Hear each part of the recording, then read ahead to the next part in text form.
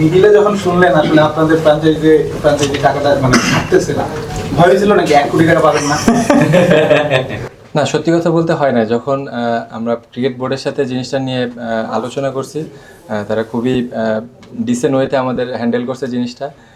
তো যখন board responsibility নিচ্ছে তখন আর এই জিনিসটা নিয়ে আমরা ওইভাবে চিন্তা করি না। প্লেয়াররা কনসেন্ট্রেশন করছে অনলি খেলার দিকে। না, দ্রুত বলতে এইবার সত্যি বলতে আগে যেটা পাইছি সবসময় মানে প্রসিডিউর অনুযায়ী পাইছি, যে খেলার আগে 25%, মাঝখানে 50% দেন, শেষ হওয়ার 1 মাস বা 1.5 মাসের ভিতরে পাইছি। তো হয়তো টাইমটা এদিক ওদিক হয়েছে, বাট এবার প্রপার টাইমে পেয়েছি। আর অন্য আদার্স টিমের ইস্যুটা আমি বলতে পারবো না এক্স্যাক্টলি।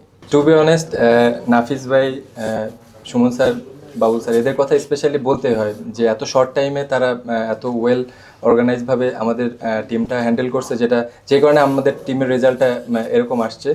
তো আমরা থ্যাঙ্কসফুল, যে গ্রেটফুল যে ওনাদেরকে এত দ্রুত রিচ করে ওনারা আমাদের এত ভালো একটা ফিডব্যাক দিচ্ছে। অ্যাজ এ টিম হিসাবে আমরা কেমন করবো এটা ফার্স্টে কিন্তু ডাউট ছিল, বাট তারা যখন আমাদের ম্যানেজমেন্ট পার্টে আসছে আমরা সবাই অনেক কনফিডেন্স ছিলাম যে টু বি অনেস্ট স্যাররা যেভাবে হ্যান্ডেল করছে জিনিসটা আমাদের জন্য অনেক বড় একটা লার্নিং, যে এত শর্ট টাইমে এরকম জিনিসটা হইতে পারে।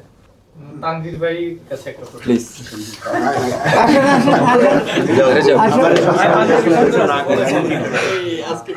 আপনি তো সরাসরি সাইনিং এ ছিলেন, এনারা যারাই ছিলেন তারা তো নিলাম থেকে এসেছেন।